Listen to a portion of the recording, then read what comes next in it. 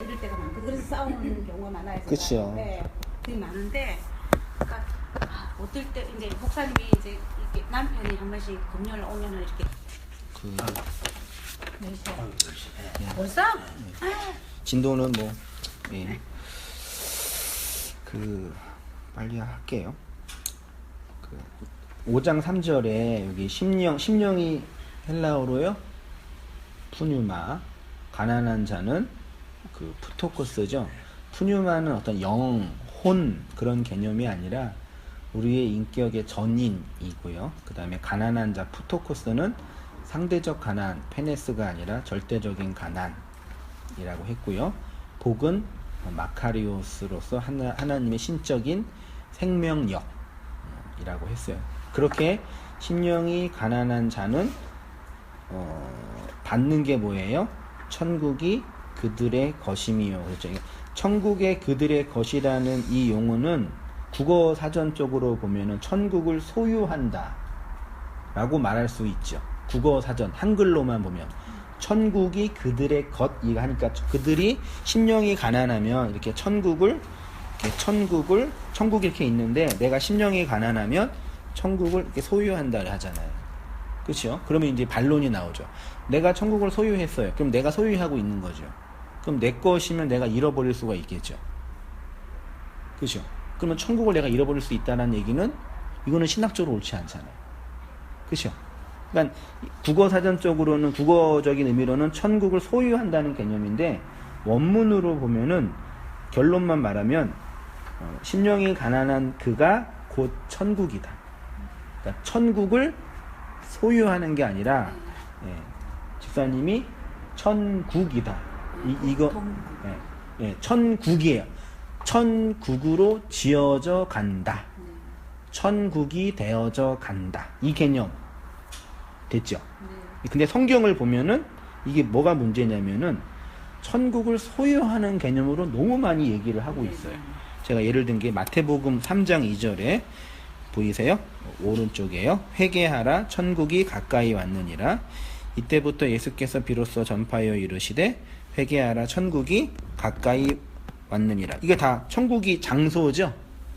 우리 천국을 장소로 이해하잖아요. 그래서 천국이라는 장소에 들어가려면은 구원 티켓이 있어야 되죠. 그래서 구원 티켓이 뭐예요? 예수를 믿어서 천국이라는 장소에 들어간다. 이렇게 이해했죠. 그 다음에 이제 천국을 인간이 소유하는 것으로 이해하게 더욱이 이제 마태복음 5장 19절 보세요. 그러므로 누구든지 이 계명 중에 지극히 작은 것 하나라도 버리고 또 그같이 사람을 가르치는 자는 천국에서 크다 지극히 작다 일컬음을 받을 것이며 누구든지 이를 행하며 가르치는 자는 천국에서 크다. 천국에서 작은 자, 천국에서 큰 자 있어요? 천국에 다 큰 자죠. 그럼 여기는 뭐예요? 천국에서 작은 자, 그 차등 상급론을 말하죠. 이건 천국에 차등 상급이 있어요, 없어요? 온땅교회 신학은?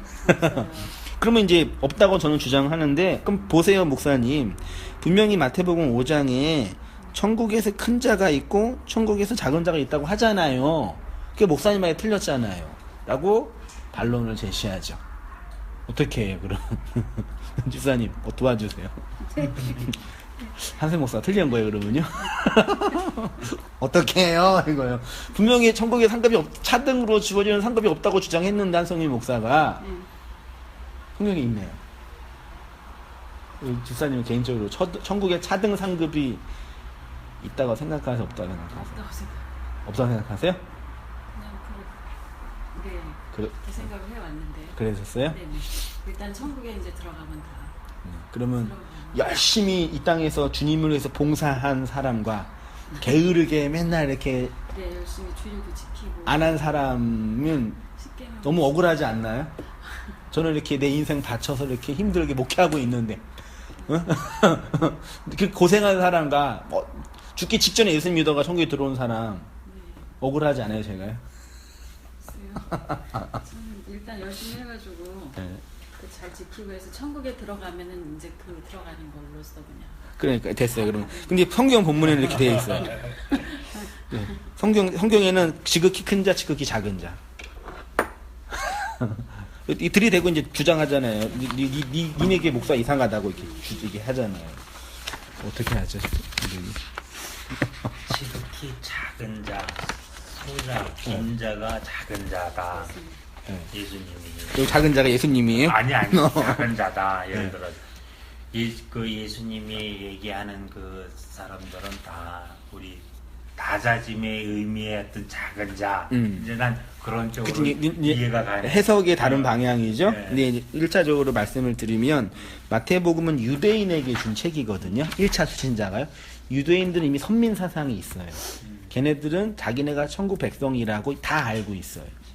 그러니까 천국에서 작은 자는 천국에 들어가서 작은 자가 아니라 천국에 못 들어가는 자예요. 천국에서 작은 자는 천국에 못 들어갔다 뜻이에요. 유대인들 텍스트로 보면은. 그러면 해석이 되죠. 천국에서 큰 자는 천국에 들어갔다. 예수님 표현으로는. 그렇게 해석하면은 제가 변론이 되겠죠. 그 해석이 맞냐 틀리냐는 주제 문제고. 일단요. 그 다음에 마태복음 5장 20절 2페이지에요. 네. 넘어가고요. 천국에 들어갈 마땅한 행위. 더 힘든 게 마태복음 11장 12절 보세요. 세례 요한 때부터 지금까지 천국은 침노를 당하나니 침노하는 자는 빼앗느니라. 그 천국은 어떻게 해요? 나라는 주체를 가지고 천국이라는 대상을 추구해야 된다고 우리가 흔히 말하잖아요. 그렇죠? 본문이 그래요.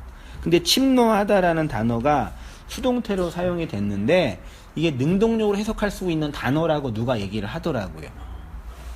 그러면은 이제 해석이 달라지죠. 가설을 한 거예요. 천국이 너를 침노한다. 그러면 천국이라는 하나님의 나라가 나를 공격하고 들어오는 개념이면은 해석할 수 있는 거죠. 그렇죠? 그 다음에 이제 마태복음 13장에서는 이제 천국은 비밀, 천국은 비유로 말씀하시고, 그러니까 천국은 비밀이에요. 그래서 비유로 말씀하세요. 천국이 비밀이에요. 그 다음에 마태복음 18장 1절 맨 마지막이에요. 그때 제자들이 예수께 나와 이르되 천국에서 누가, 그러니까 여전히 제자들의 마음속에는 천국에서 큰 자와 작은 자가 있었던 거죠. 근데 예수님은 그거 없다, 그거 아니다 이렇게 얘기한 거예요. 그러니까 중요한 게 뭐냐면요. 저도 이제 뭐 철학을 공부하고 원문을 보고 해도 해석에 따라 다 달라요. 그게 이제 문제예요. 텍스트는 이미 정해져 있는데 그걸 어떻게 해석하냐, 어떻게 종합적으로 이해하냐, 어떻게 하나의 원리로 터득하냐, 그게 이제 문제예요. 2페이지 중간쯤이에요. 돌연변이와 같은 천국 개념. 이러한 본문을 한글로 번역된 그대로, 첫 번째 문제가 한글 번역에서의 이제 문제를 제가 제시했고요. 두 번째가 우리의 보편적 양심과 상식과 국어 사전적인 이게 용어의 문제예요. 천국하면 조선시대 천국은 뭐였죠? 불교에서 말하는 천당이에요. 네. 그렇죠? 지옥의 반대. 네. 그때는 기독교가 말하는 천국이 아니라 천당이었어요. 네.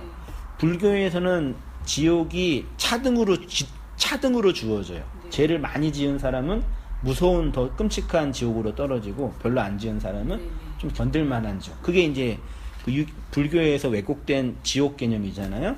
그게 그대로 기독교 안에 들어왔어요. 그건 사실이에요. 그 천국 갔다 왔다는 사람도 그렇게 이야기하잖아요. 그거는 이제 그분들은 이제 정신 천국에 보고 온 분들은요 다 정신 질환. 진짜예요. 난 개런티 할 수 있어요. 내각을 좀 보니까 확실해. 아, 그런가요? 내가 만들어내. 책에서도 뭐 며칠 동안 거기서 겪고 왔다. 뭐 죽어서 며칠.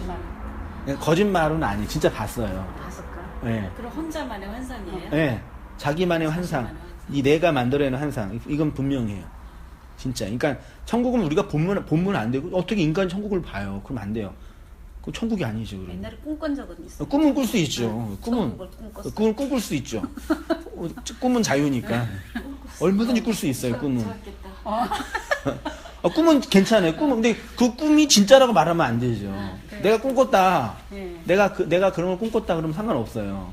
근데 그를 성경 있냐, 진리 있냐. 옛날에 어떤 집사님이 저기 1,000만 원을 이제 현금을 하려고 네. 작정을 했는데 안 하고 네. 자개농을 산 거예요. 농을요? 예. 네. 그 어느 날 자개농 속에 천국과 지옥을 보여주더래. 그러니까 실제로 제가 다니던 교회 집사님 간증이에요. 네. 그거 보여주고 나서 그걸 다시 팔아가지고 그 돈 헌금했다고? 그러니까 그거 사면서 마음에 죄책감이 있으셨었거든요. 근데 그렇게 하다가 이제 꿈을 꾸신 거지. 안 봤대요. 그러니까요. 그러니까 그렇게 이제 심리적인 오해, 국어사전 쪽인 오해, 문화적인, 그러니까 벌써 천국 하면 용어 자체가 이제 다른 거예요. 제가 가서 예수님 믿어야 천국 간다라 얘기할 때 제가 말하는 천국과 말씀을 들을 때 그 천국이 다른 거예요. 이게 지금 말하는 자, 듣는 자의 이 차이점인 거죠. 우리가 그렇게 이해했어요. 제가 그래서 이제 그런 오해와 우리의 편견, 아집, 고집이 함께하여 돌연변이와 같은 천국 개념이 교회 안에 들어오고 더더군다나 그걸 목회적인 어떤 영업 전략으로 사용하고 있는 게 이제 사람들을 많이 끌어모아서 교회에 수소시키려고 하니까 물건을 팔아야 되잖아요. 기독교 상품을. 기독교 상품으로서 좋은 게 천국 개념이 돼버린 거죠. 예수님 잘 믿으면 더 좋은 천국에 갈 수 있다. 그게 진리든 비진리든지 가네요. 네. 근데 이제 결론은 뭐냐면요. 이게 호 바실레이아, 호 우라노스거든요. 그 다음 끝에 아우토라는 대명사가 있어서요. 직역하면은, 바로 그가 천국이다예요. 바실레이아는 나라고요. 우라노스는 하늘들. 그 하늘은 복수니까 그 천국은 그 하늘들의 그 나라예요. 그러면 하늘이라는 단어가 구약에서는 샤마임으로 되어 있는데 샤마임의 뜻은 거기에 물이 있다라고 제가 누누이 말씀드렸죠. 그러니까 하늘이라는 개념은 물이 있는 곳이에요. 물이 어디에 있어요? 하늘에 있죠. 그 하늘에 그 물이 구름으로 있다가 떨어지면 비가 되잖아요. 성경에서의 물은 진리고 생명이니까 그러니까 하늘은 진리가 있는 곳이고 생명이 있는 곳이고 그러면 우리가 하늘이 됐다는 얘기는 우리 안에 물이 있는 거고 진리가 있는 거죠. 그래서 우리가 하늘들의 나라로 지어져 간다는 얘기죠. 그 개념이에요. 바실레이아는 통치고요. 그래서 이제 이 3페이지예요. 그리고 나라로 번역된 바실레이아는 통치하다, 다스리다 라는 동사에서 온 것으로 통치와 다스림입니다. 그러니까 나라는 장소적 개념 이전에 하늘의 통치를 받고 있는 그 상태와 존재. 결국 천국은 호 바실레이아, 호 우라노스는 하늘의 통치를 받는 진리의 통치와 다스림을 받는 그 존재와 상태가 천국, 호 바실레이아, 호 우라노스고요. 그래서 신약에서 하나님의 백성은 하나님의 통치를 받는 뭐라 그래요? 나라, 국가. 그러니까 자아와 국가가 똑같아요. 보니까요. 자아가 발전하는 단계랑요. 국가가 발전하는 단계가 똑같아요. 그러니까 나라는 나예요. 근데 이 나라가 이 땅에서 분열됐지요. 창세기 10장 5절 한번 이거 김선생님 한번 읽어주시겠어요? 10장 5절이요. 이들로부터 여러 나라 백성으로 나뉘어서 각기 언어와 종족과 나라대로 바닷가의 땅에 머물러. 네, 창세기 10장 11장의 바벨탑 사건 때문에 하나님이 바벨탑을 지은 이 사람들을 향해서 어떻게 벌을 내리셨어요? 언어를 혼잡게 했죠. 그래서 어떻게 모여요? 사람들이요. 말이 통하는 사람끼리 되게 무서워요. 사람끼리끼리 모이시죠. 그렇죠. 그리고 나랑 말이 통하지 않는 사람만 있으면 어때요? 답답하지. 답답하고 싫지. 싫고 머리 아프고 빨리 나가고 싶고 같이 보고는 있는데 말이 안 통하면 그러시잖아요. 그래서 인간 사회는 말이 통하는 사람끼리 모이는 거예요. 그래서 그 말이 통하는 사람끼리 모였어요. 그래서 나라가 그 말이 통하는 나라끼리 나뉘어졌는데 나뉘어진 그 나라가 어떻게 통합이 돼요? 사도행전 2장의 성령 강림을 통해서 성령이 임해서 뭐가 통해요? 말이 통해진 거예요. 그래서 교회라는 공동체가 뭐 하는 곳이냐면 그 성령을 통해서 그 말을 함께 하는 거예요. 제가 우리 둘째 아들 학원 못 보내서 미안해서 이게 영어 가르치고 있는데 4학년인데 단어를 외우는데 아주 죽겠어요. 이게 B랑 D를 헷갈리는 거예요. 그러니까 부라 더 외워 써. B랑 D랑 헷갈리는 거예요. 이게 A고 이게 B고 이게 C야. 차근차근 해요. 언어는 그렇게 처음에 배우잖아요. 물론 제일 좋은 건 미국에 보내면 되는데 그 형편이 안 되니까. 그래서 언어를 차근차근 이게 A라고 이게 A 이게 B고 이게 브라더야 이게 시스템 하는데 거기서 이게 뭐라고 그러지. 근데 교회가 그렇게 언어를 배우는. 장근아님이 똑똑한 거 봐요. 왜요? 똑똑한 애들이 처음에 받아들일 때 좀 늦어요. 다 긍정적으로 해석하시네. 똑똑해 목사님. 특히 똑똑하신 거. 아무튼 뭐 이제 요는 이제 교회라는 공동체가 이렇게 하늘의 언어를 이렇게 말로 배우는 거예요. 얼마나 힘들어요, 그러니까. 그러니까 소위 기존 교회에서는 이 진리적인 관점에서의 충돌이 없잖아요. 그냥 앉아서 예배 드리고 교회 봉사하고 교회 행사 따라다니고 그냥 인문학적인 문화활동 정도 하니까 이 진리적인 관점에서의 사상적인 충돌이 뭐 할 게 없잖아요. 틀리나요, 제 말이요? 그게 없잖아요. 근데 복음을 가르치는 교회에서는 그 말로 이제 소통하고 배우는 걸 하기 때문에 그 신학적으로 그 말에 의해서 하나가 되는 과정이 있는 거거든요. 그런 측면. 그래서 말을 이제 성령이 임해서 하나의 언어를 배우는 거죠. 이제 사도행전 2장 1절에 맨 아래 단락이 있죠. 이거 한번 집사님 한번 읽어주세요. 맨 아래줄, 예, 2장 1절 맨 아래줄이요. 여기 오순절날이 이미 이름에 그들이 다 같이 한 곳에 모였더니 후련히 하늘로부터 급하고 강한 바람 같은 소리가 있어 그들이 앉아온 집에 가득하며 마치 불의 헛처럼 갈라지는 것들이 그들에게 보여 각 사람 위에 하나씩 임하여 있더니 그들이 다 성령의 충만함을 받고 성령이 말하게 하심을 따라 다른 언어들로 말하기를 시작하니라. 네, 성령을 통해서 말이 성령은 영은 말이에요. 그래서 말을 아까 우리 집사님께서 말씀하신 것처럼 많이 배우는데 말이 안 나오는 것 때문에 답답하고 각박하다는 게 그런 심리적인 표현이죠. 어떻게 자유롭게 풀 수 있을지는 어떻게 하죠? 많이 말하세요. 근데 저는 그러니까 한동안 어떻게 생각했냐면요. 그러니까 계속 듣고 파고들면 이게 말이 되는 줄 알았어요. 근데 그거 아닌 것 같아요. 그래요? 네. 그럼 어떻게 하면 되죠? 그것도 그러니까 내 힘으로 되는 것 같지는 않아요. 그러니까 내 속에서 되어져 나오는 것들이 내가 하고 싶다고 하는 것은 아닌 것 같아요. 그러니까 물론 내가 하는 인위적으로 하는 그런 것도 있겠지만, 그러니까 그 안에 내용은, 그러니까 내가 막 노력해서 되는 일은 아닌 것 같아요. 그럼 어떻게 하면 될 수 있을까요? 하나님 원을 주셔야죠. 근데 뭐 우리 말씀하다가 공부하면 어떤 분들은 그 복음에 대한 어떤 은혜와 말로 이렇게 자유롭게 말하는 분도 계시고 어떤 분은 여전히 이제 답답해하면서 그 새로운 나를 보는 거야. 그 나눴던 것처럼 그 자매가 표현했던 것처럼 처음 기대해서 들었던 그러니까 자기가 생각했던 어떤 구도랑 들어와서 들어보니까 다른 거죠. 거기 안에서 있는 충격과 심리적인 충격들, 신학적인 도전들, 또 우리 안에서 일어나는 다양한 심리적인 어려움들이 이제 종합해서 이제 각박하게 되는 것 같아요. 그게 긍정적이든 부정적이든.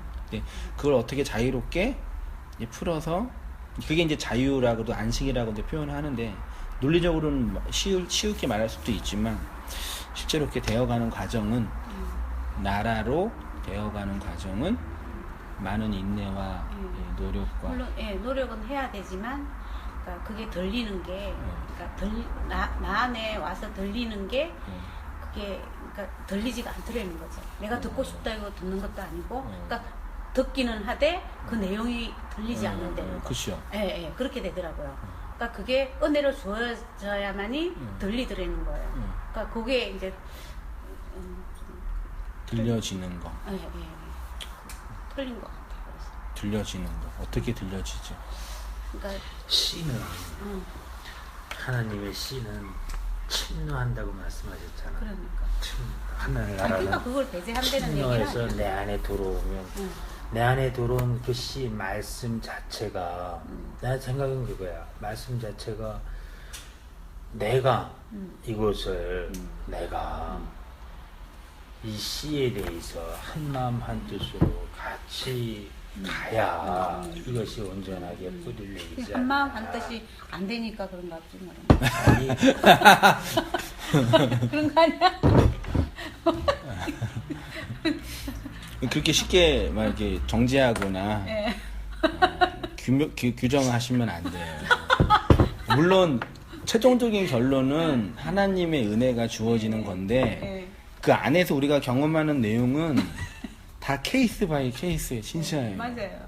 그 어떻게 제가 이렇게 붙여가지고 이게 뭐 세팅해서 딱 하면 되는데 그것도 어떻게 할 수 있는 것도 그 아니고. 오죽하면 각박하다 그러겠어요. 그러니까요. 그냥 열리면 들어오는 거고 예, 안 열리면 힘들어. 그렇다고 뭐 열릴 때까지 하늘만 쳐다보고 있으면 안 되죠. 천수단 농사에 하늘만 쳐다보는데 또 그런 아니 그 안에 말씀을 이렇게 나누다 보니까 다 이렇게 달라요. 이게 사람이 참 무섭다. 무서운 게 아니라 이게 진짜 우주야. 한 사람이 온 우주예요. 그러니까 어떤 지체는 이걸 이런 관점으로 듣는 분도 있고 다 이게 말씀 나누다 보니까 다 관점이 다르더라고요. 그래서 속으로 얘기하다 보면은 그게 더 풀릴 때도 있고 이렇게처럼요. 또 이제 풀어내는 과정도 있고. 그러니까 문제는 뭐냐면 내 안에 있는 마음과 내가 이제 그런 측면에서 관심을 갖는 게 욕망과 무의식이 있는데 그걸 몰라요. 이게 감추어져 있어요. 이렇게. 그러니까 그거는 우리 속에 있는 오장육부 우리가 못 보잖아요. 내 몸인데 내가 못 보잖아요. 근데 마음도 그런 부분이 있어요. 그렇죠. 그러니까 내가 날 못 보는데 이거를 언제 볼 수 있냐면 이게 진리라는 어떤 텍스트를 근거로 우리의 일상과 마음을 이렇게 풀어서 얘기할 때 그게 이렇게 풀어서 나와요. 그래서 답답할 때 얘기를 하면 풀릴 때 있지 않으세요? 우리 예배 끝나고 말씀 나눌 때 우리 제인이 아버지 같은 경우는 일주일 동안 고민을 많이 해요. 근데 와서 말을 하면서 자기가 정리가 된대요. 그러니까 내 거를 자랑하거나 누가 틀렸다고 이렇게 비난하는 얘기가 아니라 자기 걸 정리하려고 말을 해요. 그렇게 말하니까 이해해 달라고 얘기하면서 얘기를 해요. 그럼 그렇게 말하면 그 안에서 내가 그래서 하다가 말을 잘 못할 때도 있고 또 왜곡될 때도 있긴 있지만 나와요. 그럼 나오면은 내 안에 있었던 보이지 않았던 그 마음이 언어라는 이 소통을 통해서 풀리는 거죠. 실타래가 풀리는 거죠. 그래서 어느 정도 답답했던 것들이 보이는 거고 이번 주도 자매 우리 집에 가서 말씀을 나누면서도 그러니까 말씀을 선생님 설교를 듣는데 답답하고 이게 잘 안 다가온대요. 근데 왜 그런지 이제 말씀을 푸니까 내가 옛날에 맨 처음에 한성인 목사한테 기대했던 그것과 지금 한성인 목사가 말하는 내용이 좀 다른 구도였다라는 게 말씀을 나누면서 그게 이제 이게 설명이 되는 거예요. 그러면 이제 진단을 할 수 있는 거예요, 최소한. 그러면 이제 우리 안에 있는 이 소위 말해 이제 보이지 않았던 내재되어 있었던 우리 다 억압 받았거든요. 사실만큼 다 억압 받으면서 살아오셨어요. 그러니까 인간은 어쩔 수 없어요. 어떤 방식으로든 환경이든 뭐 재정이든 관계든 종교성이든 어떤 식으로 억압이 돼서 그게 우리 안에 다 내재되어 있는 거예요, 사실은. 그래서 카타르시스를 표현하는 그런 신비적인 교회가 좋은 게 이걸 풀어낼 수는 있어요. 정답은 아닌데. 그래서 그런 데가 이제 좋은 부분이 그런 이 심리적인 배설을 하기가 좋은데, 근데 그런 억압된 우리의 이 정서가 진리라는 텍스트로 나를 보면서 이렇게 풀어낸. 그러니까 결국 진리는 나를 보는 거거든요. 맞잖아요. 뭐 초월이나 뭐 하나님이나 뭐 하나님 사랑이 아니라 나를 보는 거니까 나를 풀어놓고 나를 본다는 얘기는 그동안 살아왔던 나와 그 안에서 억압된 혹은 왜곡된 혹은 설명된 그 나가 이제 어떻게 됐는데 이제 보니까요 다 어린 아이든 나이 자신 분들이든 다 그 나이와 상황에 맞게 인간이 선악과 먹어서 죄인이 돼버렸기 때문에 그 왜곡되고 억압된 그런 구조 안에서 자기가 풀어내고 해석하는 부분이 있어요. 그건 저도 마찬가지고요. 모든 사람. 그래서 이제 그런 거를 이제 이렇게 말로 잘 풀어내면 그 안에 좀 자유가 주어지지 않을까. 아무튼 뭐 그렇게 해서 이제 우리가 하나님의 나라가 되는 거예요, 나라. 그래서 아름다운 덕을 선포한다는 것은 있죠. 우리가 아름다운 덕을 선포한다는 것은 단순히 교회를 자랑하고 전도지를 뿌리고 교회를 홍보하는 것이 아닙니다. 전도는 제가 표현했죠. 전도는 우리가 진리에 의해 장악당하여 정복당하는 과정에서 흘러나오는 생명. 그러니까 우리가 이해했던 전도는 그냥 교회 홍보하고 말씀 좋으니까 들어보라고 한 정도였지, 그것이 내 안에서 어떻게 일어나고 있는지는 묻는 부분이, 이게 전도예요. 그래서 다시 말해서 아름다운 덕, 즉 복음의 진리를 선포하기 위해서는 우리 자신이 복음이 되어야 하고 진리가 되지 않고서는 불가능한 것입니다. 그 말은 하늘의 통치를 받고 있는 그것 자체가 복음을 모르는 사람에게 아름다운 덕을 선포하는 것이 되고, 이것에 대한 좋은 예가 사도 바울에게 있습니다. 사도 바울이 왜 나를 본받는 자가 되라고 했는지 확인해 보시기 바랍니다. 보세요. 한번 읽어볼게요. 사람이 마땅히 우리를 그리스도의 일꾼이요 하나님의 비밀을 맡은 자로 여길지어다. 그리고 맡은 자들에게 구할 것은 충성이니라. 내가 생각하건대 하나님이 사도인 우리를 죽이기로 작정된 자같이 끄트머리에 두셨음에 우리는 세계고 천사와 사람에게 구경거리가 되었노라. 우리는 그리스도 때문에 어리석으나 너희는 그리스도 안에서 지혜롭고, 우리는 약하나 너희는 강하고, 너희는 존귀하나 우리는 비천하여 바로 이 시각까지 우리가 줄이고 목마르며 헐벗고 매맞으며 정처가 없고, 또 수고하여 친히 손으로 일을 하며 모욕을 당한 즉 축복하고, 박해를 받은 즉 참고, 비방을 받은 즉 권면하니 우리가 지금까지 세상의 더러운 것과 만물의 찌꺼기 같이 되었도다. 내가 너희를 부끄럽게 하려고 이것을 쓰는 것이 아니라 오직 너희를 내 사랑하는 자녀같이 권하려 하는 것이라.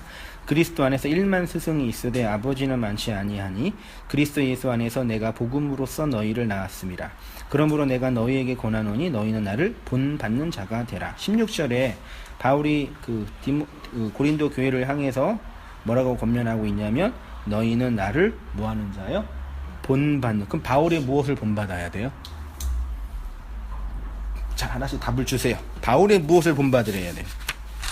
앞에로 가시면 뭘 본받을까요?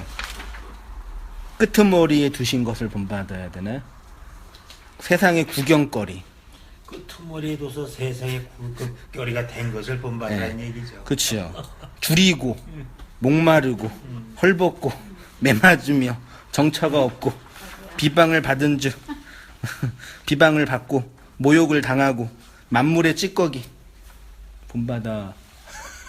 본받고 싶으셔요? 아니요. 근데 복음이 진리가 우리가 하나님의 나라로 지어지는 과정이 이거래요. 어떤 뉘앙스인지 제가 말씀 다 드렸죠. 네. 집사님 이거 아세요? 네. 본받으라는 얘기. 본받으라는 거요? 네. 집사님이 한 번 더 설명을 드려야 되는데. 뭐죠, 집사님? 지금 만물의 찌꺼기 세상의 끄트머리에 뒀다는 얘기가 뭐냐면요, 고대 시대 때 맨 앞에 장수가 그림도 못 그리니까 이게 지금 장군이에요. 장군이 이방 나라에 가서 나라를 정복하고 그 나라에 들어오면 개선 행렬을 하잖아요. 그 맨 앞에 개선 행렬 장군이 나 잘했다 하고 자랑할 거 아니에요. 그럼 뒤에 이제 군사들이 시야 졸병들이 있고, 그다음에 전리품이 있고, 맨 뒤에 뭐가 있어요? 그 나라 노예들이 질질질 끌려가잖아요. 끌려갈 때 어떻게 가냐면 막 목줄 매고 여기 뚫고 그걸 끌고 가요. 그러면 이때 바울이 여기가 끄트머리거든요. 이게 바울이에요. 그러면 바울을 정복한 장수는 누구예요? 예수. 그럼 바울이 예수에 의해서 이렇게 끌려가고 있는 모양이거든요. 그래서 끄트머리에 둔 거예요. 이거를 본받으라고 한 거예요. 그러면 예수 믿는 우리가 예수를 믿는다는 얘기는 하나님의 나라로 지어져 간다는 얘기는 내가 천국을 소유하고 내가 예수를 붙잡는 게 아니라 그 예수에 의해서 내가 말씀으로 끌려가는 모양이라는 얘기죠. 그래서 이게 하나님의 나라로 지어져 가는 성도의 모습이라는 얘기죠. 됐죠? 그리스도의 통치를 받으며 끌려가는 노예, 다단계 전도 방법. 지금도 여전히 한국 교회 안에서 유행하고 있는 전도는 마치 다단계에서 성공한 사람의 영업과 흡사합니다. 다단계에 가면 제일 먼저 하는 게 성공한 사람, 거기 이제 짱, 밑에 인원 한 10,000명 정도 있는 사람, 그런 분들은 한 달에 통장으로 수천만 원씩 들어오고 자동차 BMW 한승희 목사가 타고 싶은 747을 타고 다니고 그건 자랑해요. 내가 처음 들어왔을 때는 여러분처럼 찌질이었는데 이렇게 영업을 하니까 통장에 들어온다. 그럼 그거를 들었던 신입 회원은 어떤 마음이 들어요? 마음속에? 나도 저 사람처럼 성공할 수 있구나. 그게 다단계 전도 방법이에요. 교회 전도 방법 어떻게 해요? 똑같지 뭐. 우리 교회에 오면 삶의 문제가 해결돼요. 사업의 어려움이 해결된다. 지금 되게 힘들잖아요. 이럴 때 이제 한번 건들면은 이게 건수가 되는 거예요. 그리고 목사가 기도해주고 해주는데 또 풀렸어. 그러면 이제 11조는 이제 따놓은 당산이죠. 하나님이 주신 건 줄 알지. 네, 그 때가 돼서 되는 거고요. 뭐 물론 하나님의 섭리 가운데 움직여지는 어떤 과정은 분명히 있어요. 그걸 무시할 필요 없고 그런 과정이 있고 또 그렇게 되었으면 좋겠는데 이거는 뭐냐면 성공한 사람들의 모습만 쫓아가요. 세상은요 끔찍한 이야기지만 성공한 사람들만 쫓아가요. 그래서 살아남은 자가 성공한 사람이에요. 실패한 사람은 없어요. 다단계에 만약에 1000명이 들어가면 한 명만 성공하겠죠. 나머지 990명은 돈 잃고 시간 잃고 또 사람도 있잖아요. 다단계면 사람도 잃어버린대. 다 잃어버리잖아요. 그러니까 그렇게 되는 거예요. 그게 이제 특히 이제 교회에 성공한 사람들 간증하는 거예요. 연예인들 간증하는 거예요. 누구 와가지고 간증하고 전도대회를 하고 그거는 진짜요 다단계보다 더 나빠요. 그러면 안 돼. 또 그걸 다 해가지고 또 연예인들 모셔서도 또 근데 그것도 한편 또 2시간 하는데도 수백만 원 받고 또 하고. 아, 이러신 거예요? 어? 저는 그냥 하시는 줄 알았어요. 그 급이 다 있어요. 급이 쭉 있어서요. 우리 교회도 탈북한 자매 있잖아요. 간증을 좀 만들어 놓으면은요. 웬만한 교회 간증할 수가 있는데 그걸 못 하겠대요. 친구 주위 사람들은 몇 개 해서 영업이 된대요. 레퍼토리 만들면 얼마나 감동적이에요. 진짜 감동적이거든요. 그 진짜 우리 가서 들었는데 진짜 눈물 없이는 못 들어요. 진짜예요. 우리가 다 힘들다고 찔찔대고 있는데 물에 빠져 죽을 뻔했는데 저기서 예수님이 손짓을 해서 온 힘을 다해서 건넜습니다. 그러면 되는 건가? 예수님이 날 안아주셨습니다. 눈물 좀 흘리고 실제 그렇게 한대요. 그러면 이제 뭐 1시간 만약에 간증하면 뭐 몇십만 원, 100만 원 나오면은 일주일에 4번 뛰면은 한 달 월급이 될 거 아니에요. 근데 그걸 못 하겠대요. 이 복음을 들으니까. 근데 그렇게 하는 사람이 있대요. 지금 시중에서 연예인들 간증은 다 돈이에요. 저도 전교회에서 지금 소양 아시죠? 소양 가수? 네. A급이거든요. 스타급인데. 소야가 누구야? 소양이 있어요. 그 당시에는 그렇게 A급은 아니었는데, 한 4년, 5년 전에, 그때 2시간 찬양 한 3-4곡 하고 간증하고, 600만원. 물론 300만원은 CD 값이었지만, CD를 300만원을 사야 돼요. 근데 그건 A급이니까, 총, A 뿌르니까. CD 300만원 나눠주고, 나머지 300만원 현금으로 주고, 2시간에 있는데. 물론 전도라는 가치 때문에 할 수는 있는데 이번에도 친문회 연세중앙교회에서 전도대회를 하는데 알바몬에 떴어요. 3시간 주일 예배 참석 알바 3시간에 2만원 10명을 모였대요. 그게 이제 긍정적으로 볼 때는 전도에 대한 열정 때문에 만약에 온 땅에 그렇게 전도대회에서 그렇게 사람 앉혀있으면 그거 얼마나 그거 힘들겠어요. 그분들 이런 설교를 들으니 그렇게 해서 이렇게 움직여지는 게 완전 다단계죠. 그러니까 뭐냐면 인간의 욕망을 계속 자극하는 거예요. 성공하고 싶은 욕망, 행복하고 싶은 욕망. 그 나쁘다는 얘기는 아닌데 계속 자극하는 거예요. 거기다가 찬양가 중에요. 우리가 예수님을 열심히 섬겨서 예수님의 자리를 앉혀놓자 그래 울면서 노래하고 그러면은 손 들고 그 얼마나 감동스럽고 그렇게 했어요. 우리도 그런 감정이 그렇게 하면 필요한데. 엄청 감동스럽죠. 힘이 부끈부끈 나고 그냥 내가 뭐 좀 해서 하는 것 같으니까. 그러니까 이게 충분히 되겠어요. 그러니까 최소한 진리는 욕망을 자극하는 쪽으로는 못 가요. 안 되죠. 그러니까 그럼요. 진리가 선포되는 곳에서는 최소한 인간의 그 보편적인 욕망을 자극해가지고 이렇게 얘가 그거 할 수 있다 이런 거는 이제 그럼 완전 비진리예요. 그럼요. 그러니까 이 욕망 자극의 부정이 기복주의, 쾌락주의랑 금욕주의로 가고 있거든요. 한쪽이 한국은 이제 이게 기복주의가 강하니까 또 한편에 이게 뭐냐 그 염세주의나 이게 금욕주의로 가고 있어요. 망하는 게 주님의 뜻이고 안 되는 게 하나님의 섭리 속에 있는 거고. 실제로 김목 설교 듣는 사람들 중에 또 설교 내용 속에서 그런 얘기 직접 했어요. 근데 그걸 어떻게 그걸 그렇게 받아들이죠? 아니 텍스트에 있어요. 망하는 게 하나님의 기뻐하신 뜻입니다. 아니 그런 의도가 아닌데. 아니, 그러니까 본문만 딱 보면 그것만 보면 들으면요. 네, 그렇죠. 충분히 그런 얘기가 많이 있고 또 그러니까 그렇게 보고 요거를 해석하고 이해하고 그러니까 사람은 언제든지 자기를 정당화하고 싶어해요. 예를 들어서 다 안 들어서 욕하는 거 아니에요, 목사님? 뭘 욕해요? 그러니까 그 김성수 목사님 설교된 비난의 글들이 아니, 쫙 올라와 있잖아요. 그거는 웃긴 거고요. 그러니까 제 얘기는 듣는 사람들 중에 그걸 들을 때 진리에 대한 정당한 객관적인 태도를 듣지 않고 나의 상태와 위치를 정당화하는 쪽으로만 들으려고 그래요. 예를 들어서 한승인 목사가 진리를 전하는데 어떤 성도님들은 한승인 목사 설교에 대해서 어떤 컴플레인을 한다든지 건의를 한다든지 지금 이 정부가 내가 화가 나는 게 뭐가 화가 나냐면 간신배들만 이렇게 만들어 놓는 거예요. 나는 비난하는 게 아니라 이 모양새가 뭐냐면 소위 충원하고 어떤 문제를 이게 제시하는 그런 신하? 요즘 신하 아니죠?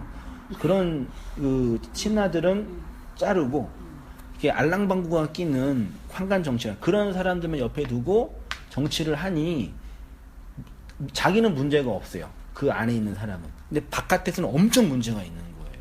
근데 교회가 그렇게 딱 좋거든요. 그러니까 예를 들어서 내가 그런 위치에 있는데 저의 욕망을 충족한다면 저한테 좋은 얘기만 해주는 사람들의 얘기만 듣는 거예요. 이런 나한테 좋은 얘기 해주는 사람은 주님이 보내주신 진리고 한승인 목사에 대한 부정적 얘기를 하는 사람은 전 비진리다. 그렇게 내 입장에서 물론 비진리일 수도 있어요, 그분이. 물론. 근데 내 입장에 그렇게 해석하는 거예요. 예를 들어서 내가 성공학을 번영했는데 이런 성공과 번영을 신학적으로 정리하고 싶어요. 그럼 기복주의에 가서 설교를 들으면 하나님이 나를 축복했다고 인정할 수가 있잖아요. 내가 실패하고 좌절했어. 그러면 이제 염세주의나 염세주의나 금욕주의 교회에 가서 실패하고 좌절하는 게 주님의 뜻이라 그러면 맞다. 그 자기를 정당화할 수 있는 틀이 되는 거죠. 이게 제일 무서워요. 그렇게 해서 김 목사님 전혀 문제. 그분은 정말 진리만 전했고, 근데 그거를 해석하는 측면에서 다 개별적으로 듣는 거예요. 그래서 이제 교회라는 공동체 안에 이제 리더나 이제 어떤 지도력을 통해서 그걸 조정하는 거죠. 조정. 그러니까 진리 자체가 비진리이기 때문에 진리 자체를 조정한다는 얘기가 아니라 진리는 객관적인 사실인 이걸 받는 우리의 입장이 다 우리 주관이잖아요. 그러니까 이걸 조정해야 돼요. 그러니까 그 조정하는 원리가 있겠죠. 신학적인 원리나 일원하려는 원리나. 한승희 목사 설교를 하는데 이전과 지금이 완전히 다르거나 일관성이 없으면 둘 중에 하나 문제가 있는 거죠. 어떤 발전과 진보의 과정이 그런 조정할 수 있는 텍스트가 되는 거잖아요. 그게 없이 내 욕망만 계속 자극하는 거예요. 비진리는 반드시 욕망을 자극해요. 긍정적이든 부정적이든. 그래서 이단 교회가 부흥하는 거고, 그리고 다단계가 부흥하는 거예요. 인간은 기본적인 욕망이. 그걸 반대되는 얘기를 하려고 하니까 그 만만치 않은 신학적인 어려움이 있는 거죠. 하나님 나라의 식민지요. 바울의 복음 전도는 이와 정반대로 진행됩니다. 그리스도의 진리가 바울을 장악하고 통치하여 그의 노예가 되어서 그의 주권 아래서 끌려가는 모양입니다. 우리가 천국을 소유하는 것이 아니라 천국이 우리를 공격하여 우리를 하나님 나라 식민지로 만들어 갑니다. 팔복에서 온유한 자가 받는 복이 바로 이것입니다. 시편 37편 11절 아래 보시면 그러나 온유한 자들은 땅을 차지하며 풍성한 화평으로 즐거워하리로다. 온유한 자가 땅 부자가 된다는 얘기처럼 보이잖아요. 근데 사실은 땅 부자가 되는 건 맞는데 그 땅이 땅을 소유하는 것이 아니라 하나님의 나라, 하나님의 통치가 이루어지는 식민지가 되는 거죠. 그런 의미에서의 땅을 차지한다라고 표현하는 거지 예수님 잘 믿고 온유하면 땅 부자가 된다라는 거는 진짜 어리석은 해석이에요. 하나님의 나라로 이게 집사님이 하나님 나라 식민지로 이렇게 지배 받아가는 거 점점. 그게 온유한 자가 받는 복이에요. 그리스도의 노예를 끌려가는 성도의 인생. 바울이 지금 자신을 본받으려고 하는 것은 바로 이것입니다. 내가 이렇게 그 진리에 장악당하여 통치받으며 그의 선하신 목적으로 끌려가듯이 너희들도 이렇게 그 진리에 의해 통치를 받으며 끌려가기를 원한다.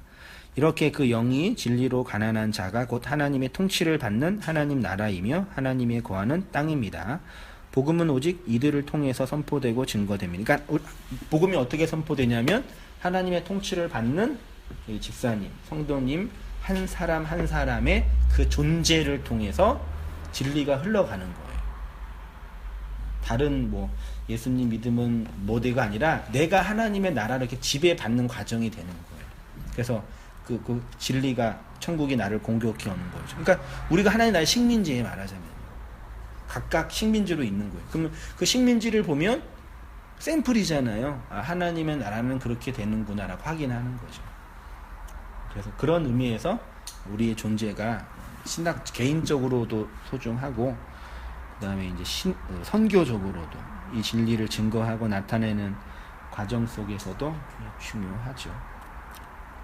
그렇게 천국으로 천국에 들어가기 위한 자격을 따려고 노력하지 마시고 하나님의 나라의 통치를 받는 천국으로 잘 살아가시기 바랍니다. 이렇게 해서 진도는 마치겠습니다. 감사합니다. 네. 한 줄 소감은 했어요? 저는 됐어요. 네. 아, 저요?